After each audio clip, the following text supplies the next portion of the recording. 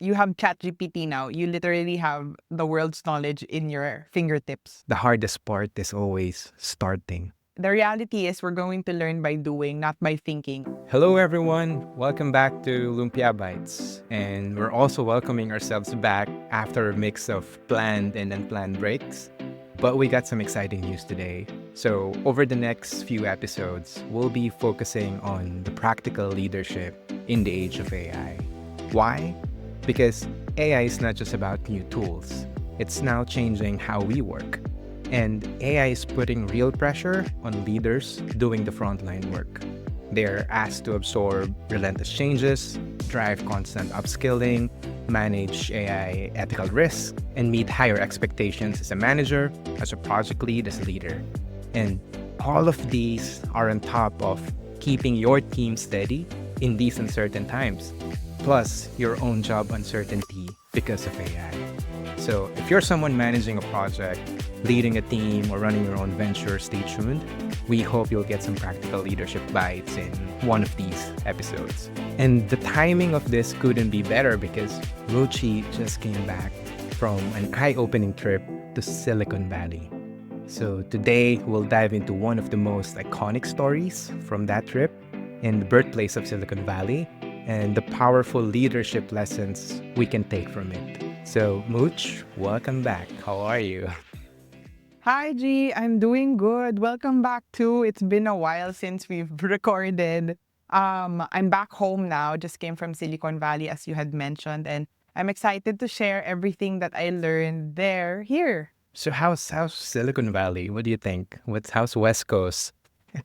Oh my gosh, I love how chill it was. I love how productive and chill the West Coast is. So I like West Coast productivity vibes because when we had gone to New York, it's a little bit more fast paced. I love the West Coast and I love San Francisco. It's more chill, right? So Yeah, yeah. super chill. People like spending time there. It's not as fast paced as New York, definitely. Yeah, I can imagine. Hopefully, in the future, I can try to work there, but just kind of feel the difference. But it's Oh, really that's gonna be totally, fun. yeah, totally different pace, different culture. So, Mooch, tell us about your trip to Silicon Valley and how did you end up there? Oh, okay. So it was actually completely by chance. My business mentor, Steve C, shout out Sir Steve, thank you for the invite. Invited his mentees to go to Silicon Valley for an immersion trip to meet with VCs, to do workshops, to understand how that ecosystem works. So it was totally by stroke of good luck. Actually, it was really just really good luck that I was already here in the West Coast. We were in Washington State when my mentor had messaged and they were going to Silicon Valley and I was like, okay, sure, I'll go. So that was how I ended up there. And it was just supposed to be a 3-day trip, but I fell in love with San Francisco. I fell in love with Silicon Valley so much that we had decided to extend. So from 3 days, it went to like 14 days. And then after that, we went back and stayed for another like 3 weeks or almost a month, just to really understand and immerse and really capitalize on a lot of the free workshops that are in Silicon Valley. So yeah. Wow, nice. And you mentioned about mentorship. I feel like if there's one thing I wish I'd done more in my career, it's seeking out mentors. I think in HP we have career managers, right? Well, we don't really have mentors outside of our department, right? Of our group. That's something I learned in the latter part of my career. And if there's someone who's just starting your career, follow Muchi, have a mentor, get a mentor. For sure, you're gonna learn a lot from mentorship. Actually, it was one of my professors in MIT that first introduced the concept that you shouldn't just have one mentor. You should have a board of advisors. Like a company would have a board of directors. You, with your career, should have a board of advisors. So these are the folks that aren't doesn't have bias with you. I won't go through it because I know it's not the topic of our podcast, but maybe for a future topic. But have a set of board of advisors that you go to for different things that doesn't necessarily have a bias with, they're not directly your boss, they're not directly your business partner. Just really somebody who can be unbiased and who could give it to you straight without necessarily having influence on what your job or business is. Yeah, nice. That's definitely going to be one episodes in our leadership, practical leadership series. It's going to be a good one. So maybe let's dive into it. So walk us through what it's like standing in that historic place. And that historic place that we're talking about is the HP garage, right? So if everyone who don't know, HP garage, it's the birthplace of Silicon Valley. And also we're saying about the garage mindset. So much, what does the garage mindset mean to you? So tell us about your experience seeing the HP garage and what is really that garage mindset. Oh my gosh. Okay, so I first saw the HP garage in Stanford. We went to Stanford for a quick tour, and in one of their labs there, they had a modern recreation of the HP garage with it's kind of like a monument for HP. And then randomly, I was like, okay, where's the original HP garage? Chris and I decided to look for the HP garage. And we literally found the house and the garage where HP was located in. And when I saw that garage, and it was like, wow, you keep hearing about the HP garage and how it was the birthplace of Silicon Valley. But when you see how meek and humble that garage is, how literally it was just a garage. It was like coming home, sort of speak, because we had both come from HP and we worked in HP in the Philippines. So to see where the birthplace of the company that we worked for such a long time was and how humble they started, it was like, wow. Surreal feeling. Like, It's a definitely surreal. Definitely like a moment of silence needs to be given to how a huge global multi-billion-dollar company could have started from a garage. And it makes you feel seeing that okay, I have no excuse. and Yeah. knowing that you became part of it from really really small company, maybe just a small project done at home, right? It grew big and big, and eventually you became part of that company at some point. It was very humbling. It was very humbling that I am a benefactor of the legacy that they had left behind. Yeah. So to me, it was like from garage to company to US company to global company to something that, that a girl from a developing country benefited from. I mean, thank you very much, Bill and Dave. Thank you very much for doing that, for starting that, because it did leave an impact. It did leave a legacy. And it allowed even people like me in a developing country, miles and miles away from the United States, to actually have a chance at a technology career. So it was like, wow. It was humbling. It was surreal. It was, kind of like, wow. So to everyone watching, right? So it's Bill and Dave, right? Bill and Yes. Dave. Is it Bill Hewlett, right? And Dave Yeah, Packard. Bill Hewlett and Dave Packard. So, Thanks, guys. so these are the founders of HP, the Hewlett-Packard company, who Yeah. really grew big. It's a $1 billion company, and I know they started building an audio oscillator, I think. I mean, it's not their first product, I think, but it's one of their breakthrough, right? And I just look it up. Actually, it looks like they invested just $538 in building that audio oscillator, really just doing it in their garage, right? And then eventually selling it to Disney, I think, to test the sound, something. And then that's their first big customer. And then they just grew and grew from there. So what's the garage mindset, Much? What, when we think about the HP garage and now we're thinking about the garage mindset, what's the garage mindset for you? Oh, the garage mindset to me as a founder just reminds me that I don't have to have everything in order to start. Mhm. I don't have I don't need a building. I don't need like an office space. I don't need X, Y, and Z in order to start. I can start where I am with what I have. And a garage mindset to me is like the utmost symbol of humility, that if you have a house, then you can start something from there. If you have a house, you don't even need a garage. You start with what you have right now, because everybody has ideas, and even AI now has ideas. But not everybody is willing to fall flat on their face and fail and execute, because execution is the pain of servicing an idea. And that to me is like the HP garage mindset. That's the garage mindset. Right. Start with what you have. Ideas are cheap and execution is everything. Oh, yeah. I like that you mentioned ideas are cheap, execution is everything. Every time we do pop-up markets, for small business, a lot of people saying the hardest part is always starting. Right? If you have an experience on putting up a small business, you'll realize that the hardest part is really taking that first step. Especially with AI right now, there's so much ideas out there, and there's no scarcity of ideas. I think what's going to be scarce is people who will take action, right? Who will take the risk, who will execute. And connecting this to the garage story is really inspiring, I'd say, because they have an idea, an audio oscillator, but they didn't stop there. They execute, right? They continue building more products and then grew from there. Yep.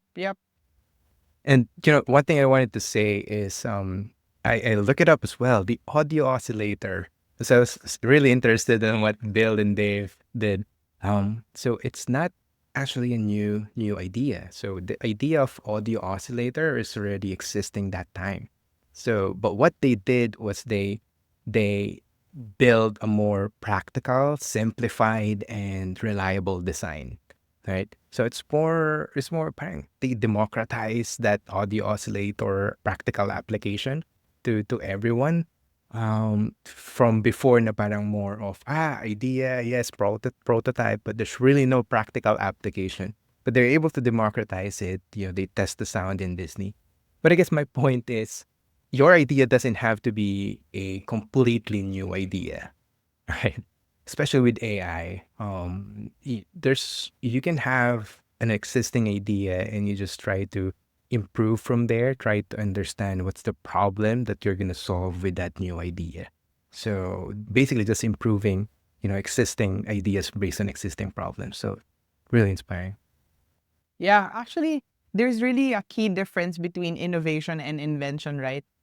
What you said, that they didn't invent the audio oscillator, they just made it better and they went to market with it.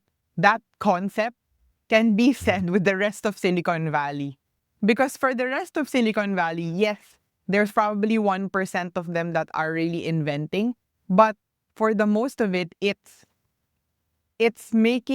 using all of the available web services. It's using all of the available knowledge and actually creating something that is solving a problem. And that is using the different existing inventions and innovating it. So exactly what you said, I think that's the entire model in Silicon Valley, that they're not just able to invent things. Because, if you're an inventor, you can invent anything, but it might not be of use to anyone, right? Right. But in order to innovate, you have to take what's existing and try to figure out, how can I better serve a customer or a market or with all of these existing either services, products, or equipment, right? Wow. Yeah. It's innovator versus inventor.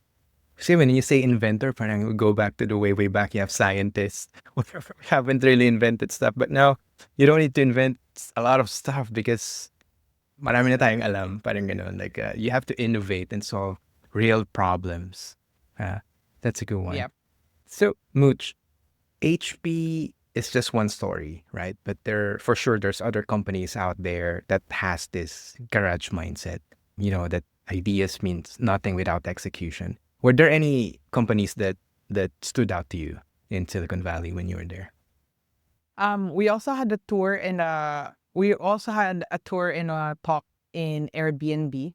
Airbnb, of course, you know that Brian Chesky and Joe Jeb. I don't want to pronounce the last name. I might not. So let's just say Brian, Joe, and Nathan started Airbnb in San Francisco. And the story goes like they couldn't afford rent, so they rented out their air mattresses during a huge Airbeds. conference. Yeah, air beds.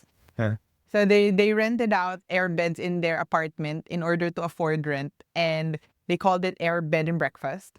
And what's funny about that story is that they actually struggled to raise money.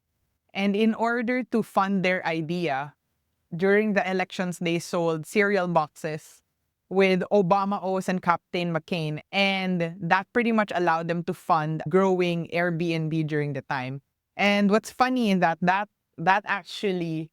story, they were able to tell Paul Graham of Y Combinator.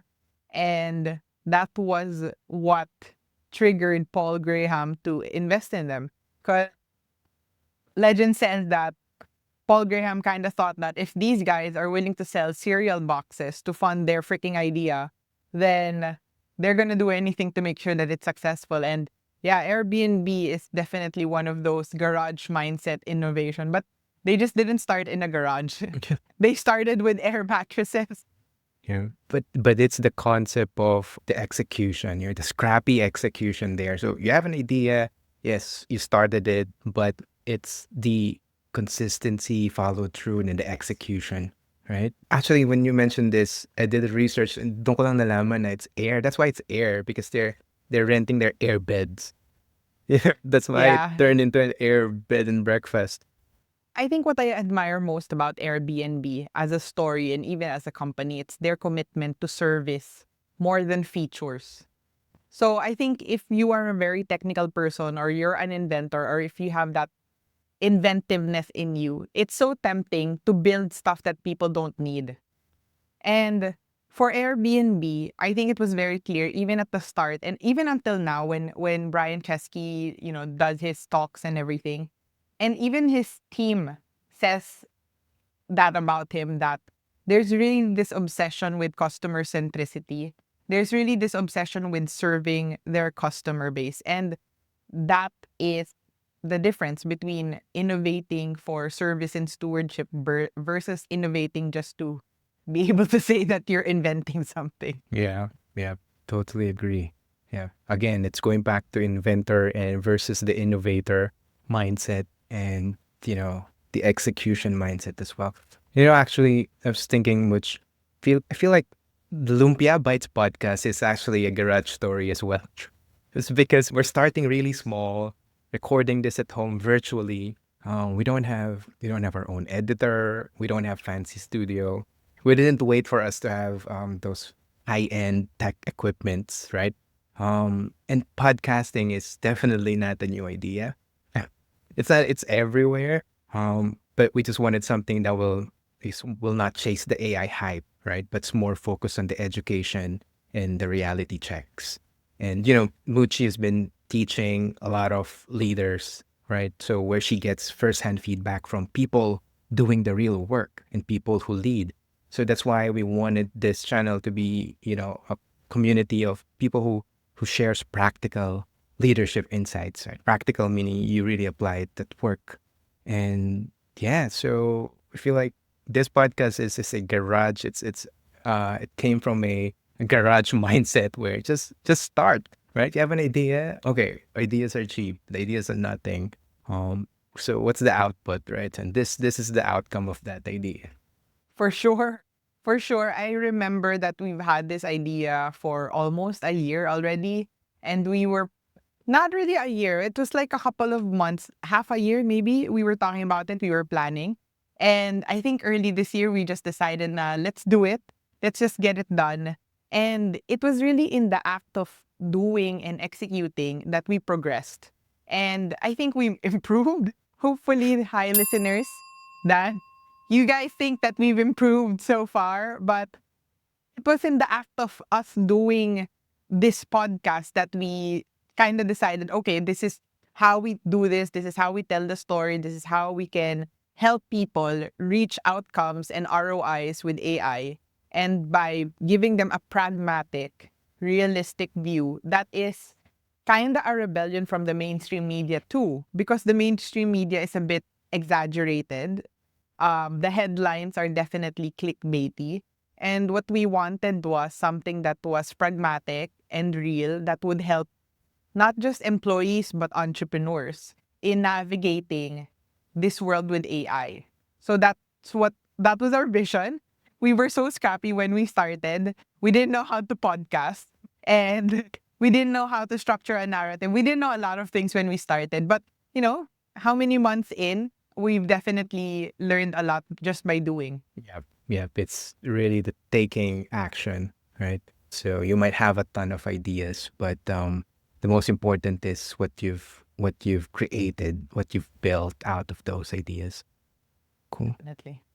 So Much, before we close, what can leaders, managers, or entrepreneurs take away from this garage mindset, especially in today's AI-driven world, right? Considering we're now entering an AI-driven world, so what should they take away from this garage mindset?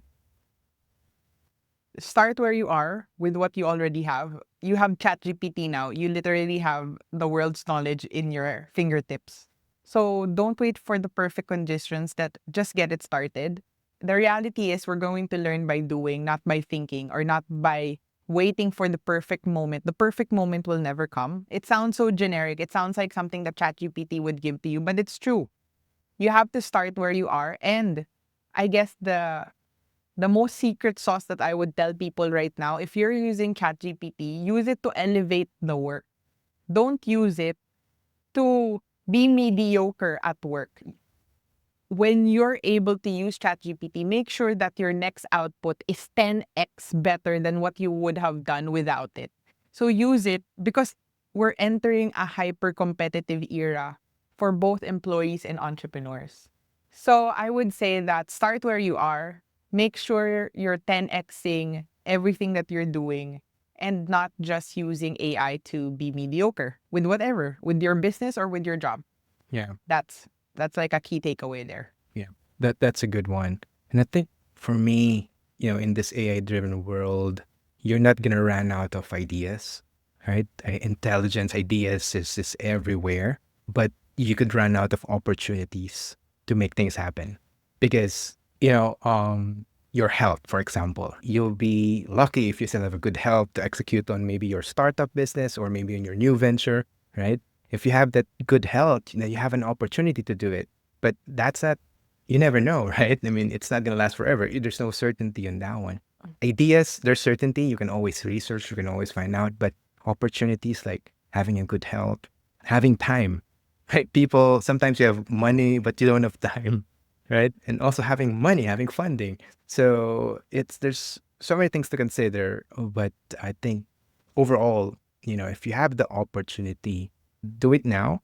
Don't get stuck with ideas. Don't fall in love with ideas, especially in this AI-driven world, because if you have an idea, it's already in ChatGPT. Someone already knows it, right? It's a matter of trying to execute out of that one.